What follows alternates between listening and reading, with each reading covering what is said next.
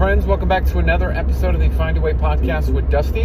It has been quite a bit since we've chatted last, so I will provide an update. I think things have progressed or changed in a good way. Things have shifted. So the tail end of last year, I did the Mo Cowbell Marathon, and this was one that I had come back from my second skin surgery. I had put in 100 plus miles in September, knowing that the first weekend in October I was going to be pacing this marathon, and I was just worried that I wouldn't be able to pace the 4 hour and 30 minutes. And so I ran in September, and I paced and successfully did it. But there was a piece of feedback that I got from an experienced run coach that I had shared about my goal to get to 3 hours and 30 minutes. I had shared kind of what my regimen is on a weekly basis, what I've been pacing, what I've been doing. And it was just very clear and transparent. It's like, listen, you don't really have to change your training or do much else different. You're doing what most others do that are fast. You just have to drop weight. And coming from someone that's dropped 300 pounds, hearing, hey, you've got to drop weight, it's like, oh, come on. I've done that. I've been there. I've done that. I don't want to do that again. But it was actually something that was very good to hear for my goals for the future. You know, running a half marathon from my top weight, you know, is a goal conquered. You know, running a full marathon or going into a triathlon, there's constantly these cycles of there's a goal, there's something that there's no way I could have thought that would be possible at 534 pounds, but I'm going to go after it. I'm going to conquer it.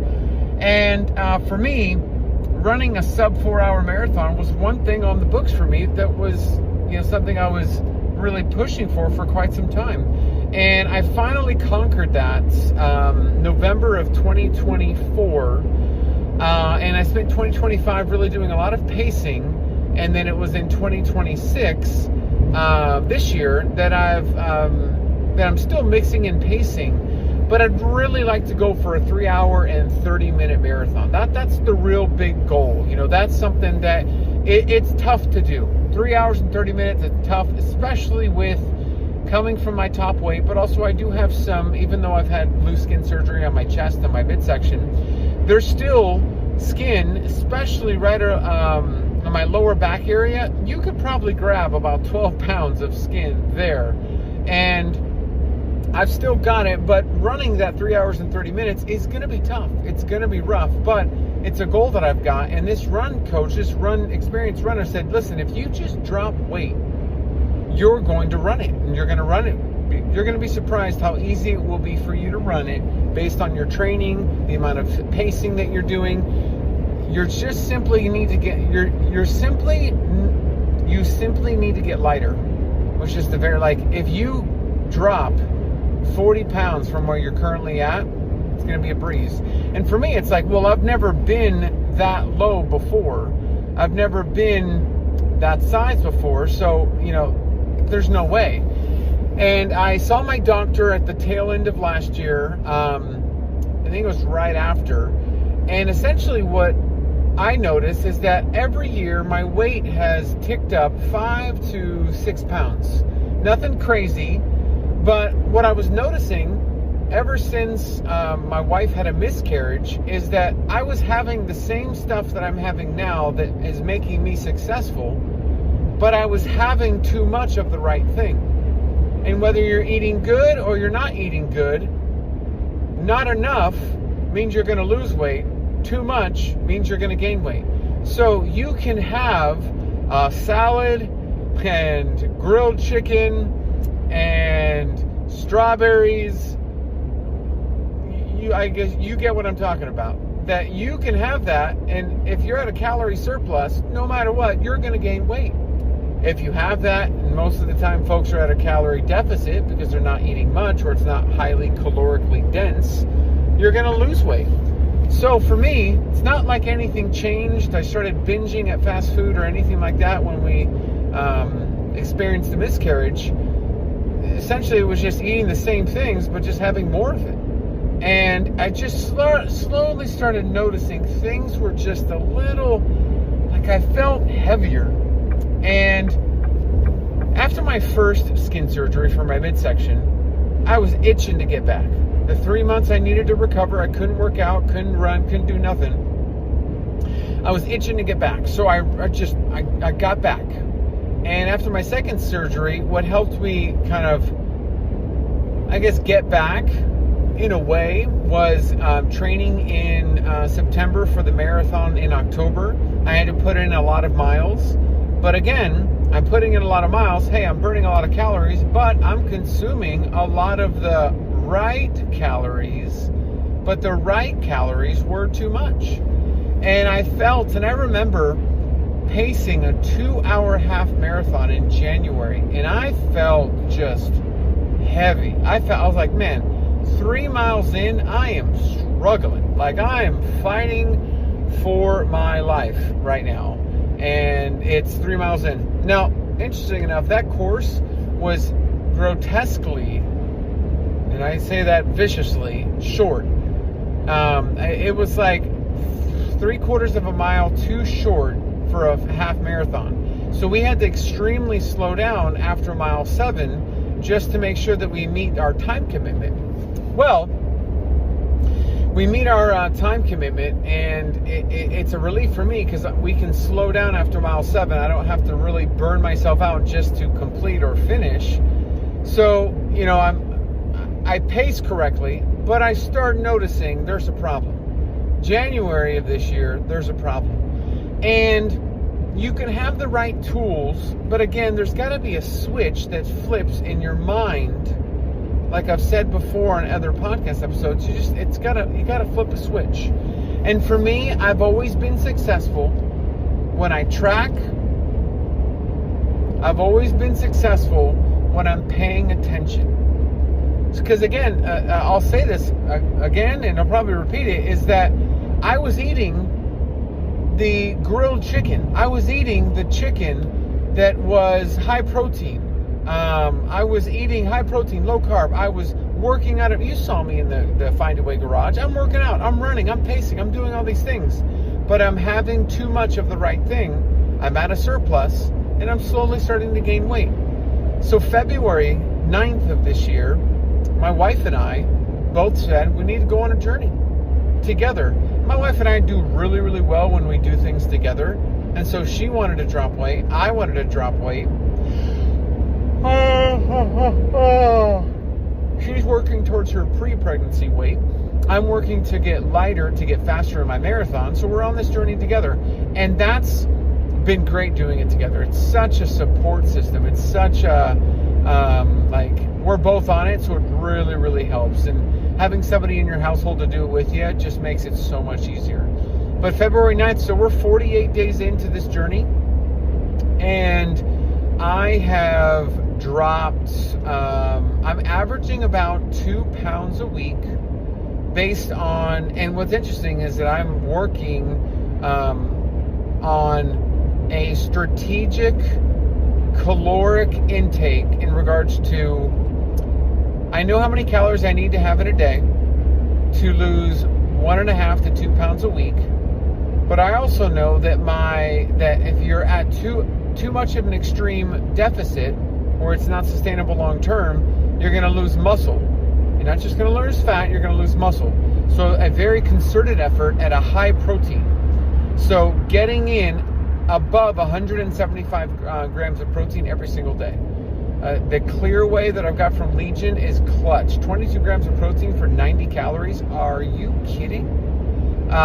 So high protein, sticking within my calories. Now, it's not like I have a blind calorie amount. Like I can have 2,100, I can have 2,400 every day. No, I'm actively engaged with adjusting my calories based on what I need for fuel for my half marathon and what I need for recovery.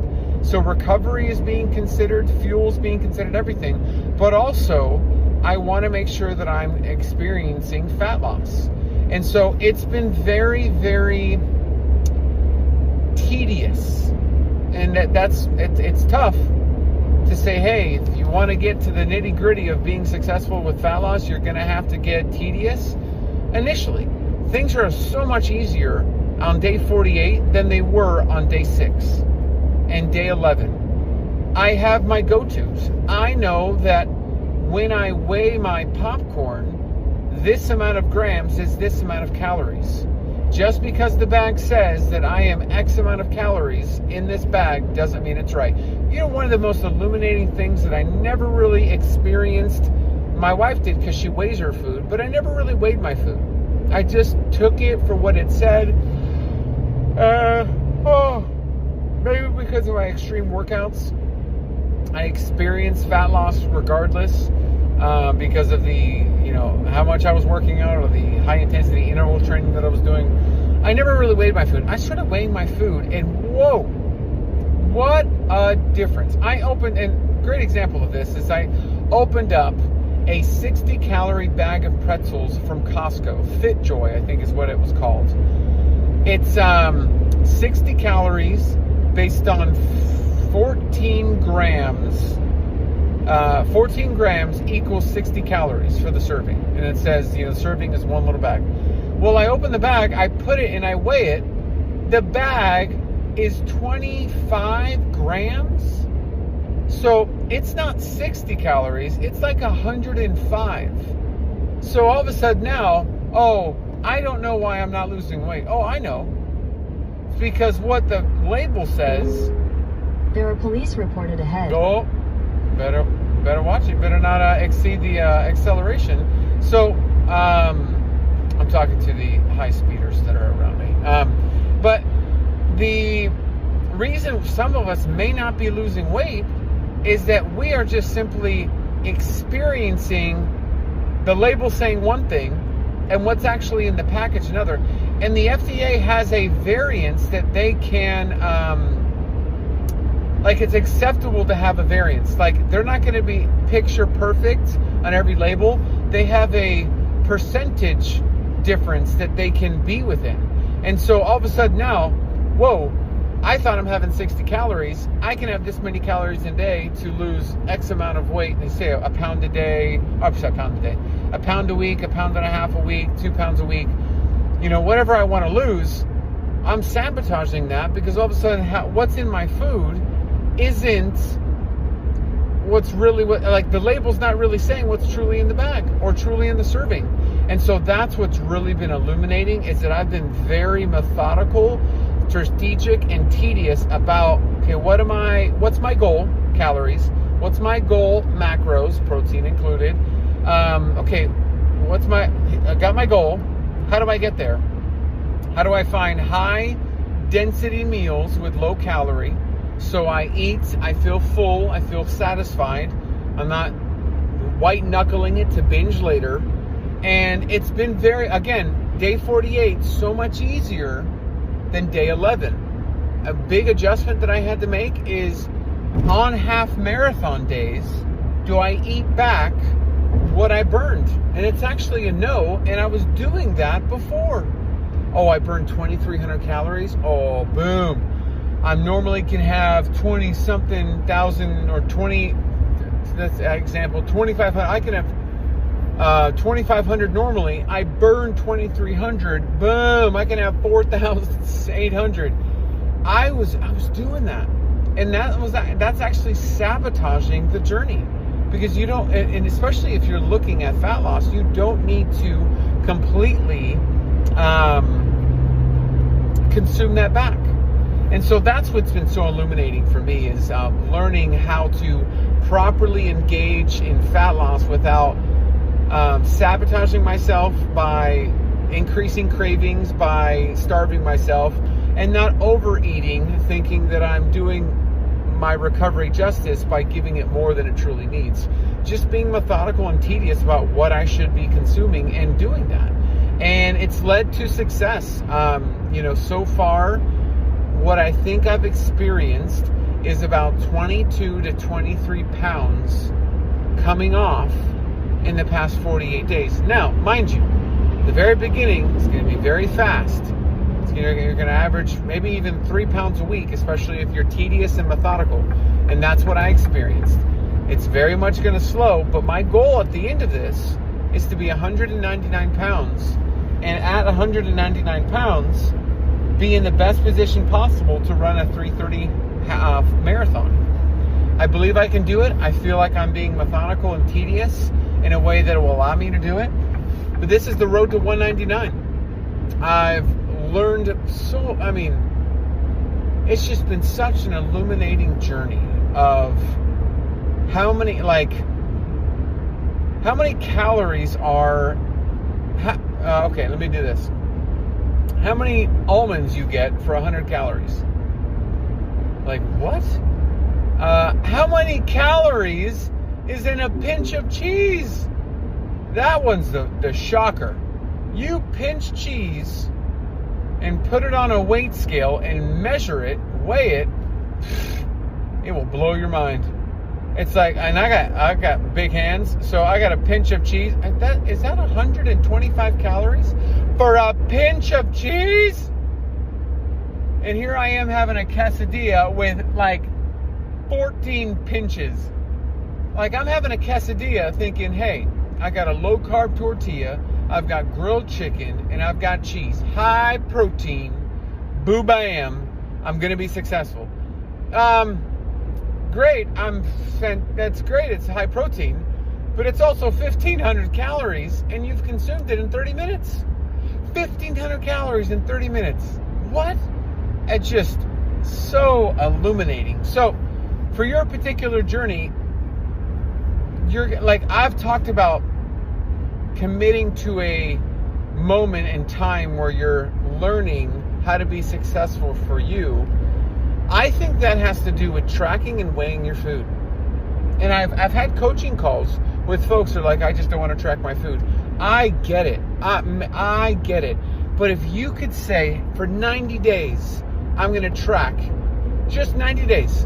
Like, don't even worry about your weight or your exercise. Like, one thing at a time, one step at a time. Don't overwhelm yourself. Don't overdo the do. Plan for your success in the future by saying, okay, 90 days, I'm going to commit to tracking and weighing my food. Get a food scale. I'm going to track MyFitnessPal. Get in there. Get what you're supposed to be having. Honestly, go to legionathletics.com. There's a fat loss, quiz, fat loss calculator. I've been using that, leveraging that. Files. Take exit 1 Got to it. Clarksville, Trenton. Take it.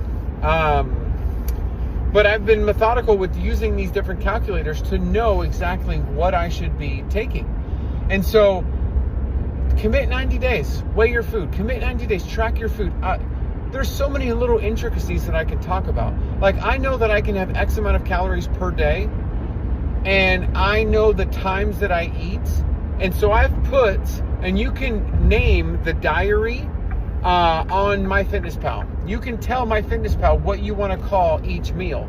And so I name my 4 o'clock meal 4 p.m., and I put in parentheses how many calories I can have at 4 p.m. so that my overall day equals the calories that I'm trying to be at. Methodical, tedious, those intricate details, they're setting me up for success. And I would just say commit. If you want me to help you set that up in MyFitnessPal, reach out to me, send me a DM, set up a coaching call. I don't have coaching calls set up for public, meaning if we have a conversation in the DMs and you want a coaching call, I'll send you to the site and we can set that up. It's very personal for me. I don't want to build a Pokemon card binder of people that I've worked with. It's not that I don't want to change a lot of lives, but it's personal for me. I want to see an Instagram post from you and know specifically your journey, what you're battling, what you're facing, what you're going through. And if I start introducing 300, 400, 500 clients, that's going to be tough. And I don't know if especially with a full-time job, with kids, with all that, I don't know if I could juggle knowing all of what's going on with 500 clients and maintaining a full-time job and taking care and helping out around the house and the kids. I know my limits. And so my limits are, if you reach out, if you send a DM, something that we can personally connect on, and you're like, you know what, I do want some coaching. I want that personal kind of, help me set this up. Help me find out my calories. Help me work on some meals. Put together some meal recommendations for me. Listen, I'm there. I'm willing. I'll find a time that works good for you, and we'll get this set up. But it's been just so illuminating for my journey. So I'm on the journey. According to the calculator that I'm on, a sustainable weight loss and everything in between, I should get to my goal around October, November.